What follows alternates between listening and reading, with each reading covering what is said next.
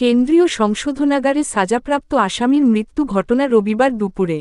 মৃত আসামির নাম কৈলাস রায়, বয়স ৬০, বাড়ি রাজধানী আগরতলায় খেজুর বাগান, নুসিসি থানা এলাকায়। কেন্দ্রীয় সংশোধনাগার থেকে বিশালগড় মহকুমা হাসপাতালে পৌঁছানোর পথে মৃত্যু হয় তার। জানা যায় বেশ কিছুদিন পূর্বে মারামারি ঘটনায় মৃত কৈলাস রায়কে কেন্দ্রীয় সংশোধনাগারে পাঠায় আদালত।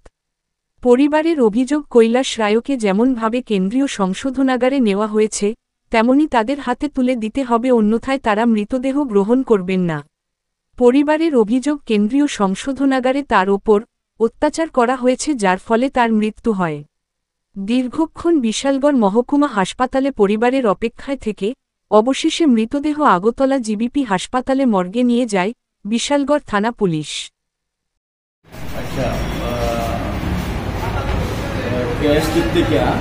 একটা ব্লডের পেশেন্ট আইছিল কইয়ারি, তো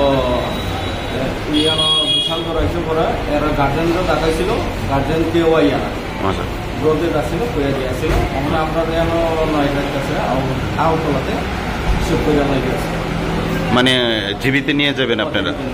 তো গার্জেন কেন আইতেছে না, তাদের অভিযোগটা কি?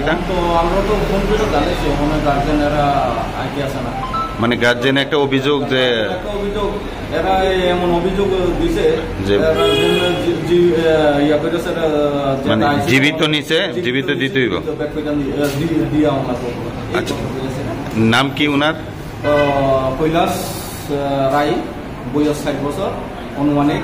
আর এই বাবার নাম হয়েছে বাবুলাল রায়, খেজুর বাগান বাড়ি, এনসি নগর, এনসিপিএস না? আচ্ছা, তো মানে এটা কি আর কিসের আসামি জানা গেছে না? এমন কোনো আসলো না। তো এখন আপনার বিশালগড় পেয়েছে, মানে এটা বিশালগড় হসপিটাল থেকে আমরা দিয়েবেন না, মর্গে দিয়ে করবেন? ঠিক আছে।